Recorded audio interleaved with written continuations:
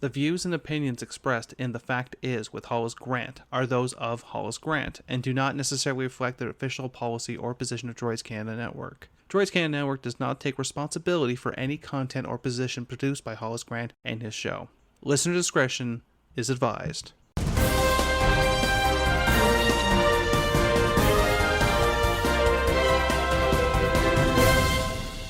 Good morning, good afternoon, and good evening. Thank you for tuning in to another edition of The Fact Is. I'm your host, Hollis Grant, and today we are going to be talking about hate speech in Canada, and the new laws coming into place, Bill C-36. Bill C-36 is aimed at curbing online hate and stopping hatred of any form to be communicated online. So the particular act was introduced by David Lametti of the Liberal Party, a notorious Liberal Party, known for using their words in their vilification of their enemies, putting into place a system that will prevent and be able to limit what people can say online.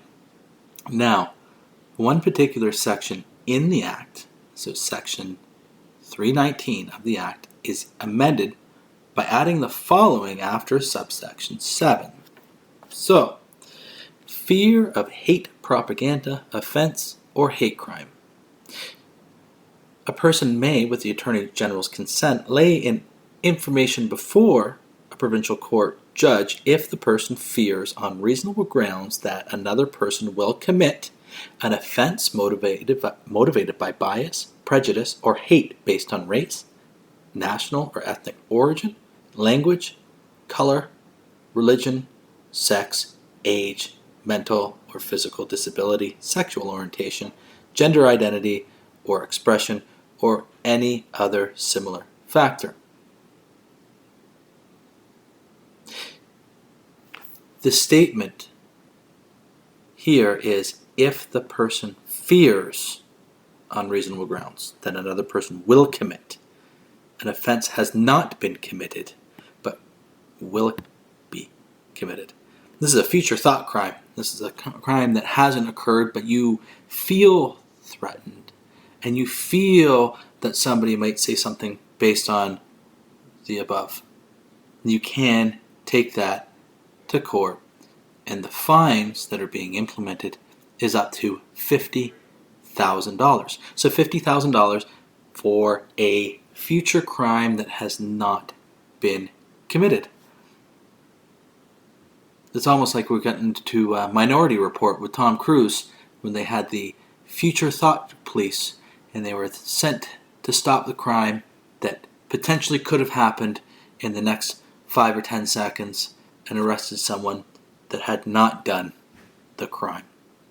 It's very interesting that we're getting to this place in Canada, knowing that we're coming up to the end of a 4-year Liberal government. Every 4 years there is an election. We are looking at a potential call for election in the summer. And we have already some of these laws and bills that have been changed and ratified to silence speech, to silence online speech, to silence people from talking by implementing fines, all this coming to an election.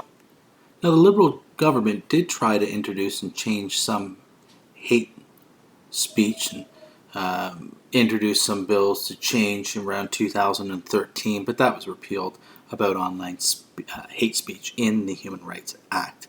Now, this bill, C-36, is changing that. So the Canadian Human Rights Act is going to be replaced by the following. So, orders regarding discriminatory practices. A discriminatory practice, as described in sections 5 to 14.1, may be the subject of a complaint under Part 3, and anyone found to be engaging or to have engaged in a discriminatory practice may be subject to an order as provided for in section 53 or 53.1. You can take a look at those particular sections in further detail. Now, the next section here is section 13. The Act is amended by adding the following after section 12, communication of hate speech. it is a discriminatory practice to communicate or cause to be communicated hate speech by means of the internet or other means of telecommunication in a context in which the hate speech is likely to foment detestation or vilification of an individual or group of individuals on the basis of a prohibited ground of discrimination. Watch what you say on the internet, because your posts, your memes will have hate speech and vilification of an individual or a group, all in time for the upcoming election. Will news agencies be a part of this? No, they are exempt and can be exempt from sharing. If they distribute, that's a different situation, but they can share the story or share the meme without having to face the fine. But you, common individual citizen, will face up to $50,000. The Criminal Code and the Youth Criminal Justice Act also being amended. It's making it easier for victims of hate speech to file complaints against those publishing offensive materials on the internet. The Minister of Justice and Attorney General of Canada, David Lametti, said the move is designed to, quote, target the most egregious and clear forms of hate speech that can lead to discrimination and violence. Will Black Lives Matter be considered hate speech? Will the new Indian movement that's starting out west in British Columbia that is calling for Canadians to give back all lands and to leave North America, will that be considered hate speech? Only time will tell. Or will it just be attacks on the Liberal candidates and Liberals in Canada coming up to the federal election? There's some interesting characters that will be running. There's some interesting scandals that have occurred that may not be brought up. I'll bring up the MP that exposed himself in front of the House of Commons, showing his penis, apologized and said, "It won't happen again. I don't know how it happened," only to be found less than 2 months later to be urinating on camera in his office. Said MP will most likely run again. There's also famous Liberal MPs in Milton that have used constant attacks on his political candidates and have accused others of hate speech. How will that go ahead in the run-up to the federal election? How will this show fare with the new hate speech laws or vilification? The proposed bill says that offensive language and content that, quote, discredits, humiliates, hurts, or offends others will not necessarily automatically be considered hate speech. Instead, hatred is defined more specifically in the bill as, quote, an emotion that involves detestation or vilification and that is stronger than dislike or disdain. Lametti told reporters, the CBC News, the mouthpiece of the Liberal Party, that the update will not target simple expressions of dislike or disdain that pepper everyday discourse, especially online. Private conversations are also exempt from the proposed changes at this time.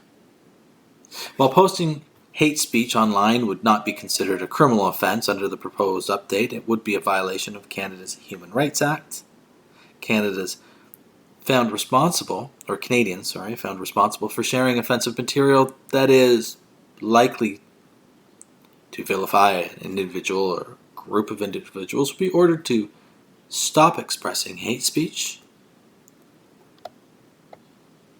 and those who continue to post hate speech online could be ordered to pay up to $50,000.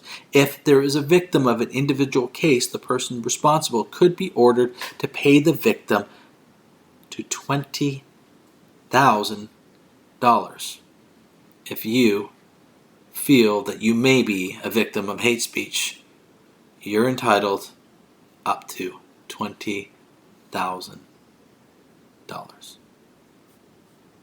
Interesting changes. Interesting to see that there's so much happening in the ramp up to the federal election. What charges will be laid? What will things look like when the Liberals get another majority, or if they do get a majority government? What bills will be passed? What rights will be taken away and restricted, as the current Liberal government has restricted civil rights more than any other government in Canadian history. Which brings us to the next topic that we have. The Canadian and American borders will be opening up. Joe Biden and Justin Trudeau agreeing to somewhat of a little bit of a concession that Canadians could visit America if they're fully vaccinated, can skip the 14-day quarantine period, again, if they're fully vaccinated. But Americans which have the same vaccines would not be able to come into Canada without quarantining for a minimum of 3 days.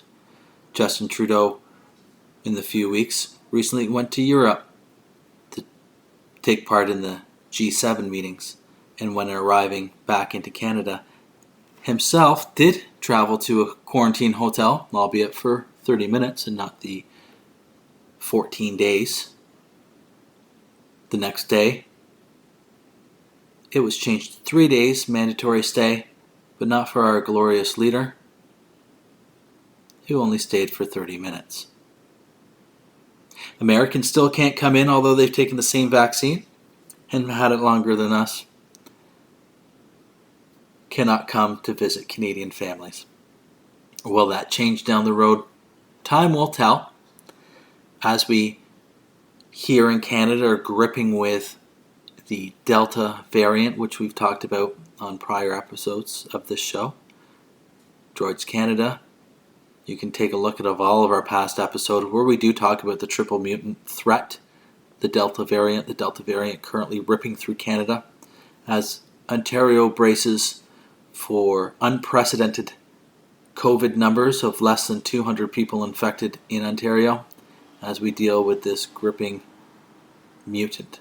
The same mutant that is taking place in England right now, and as you're aware, the Euro soccer tournament is going on, where England is one of the host cities, London is one of the host cities, and Wembley being the main stadium.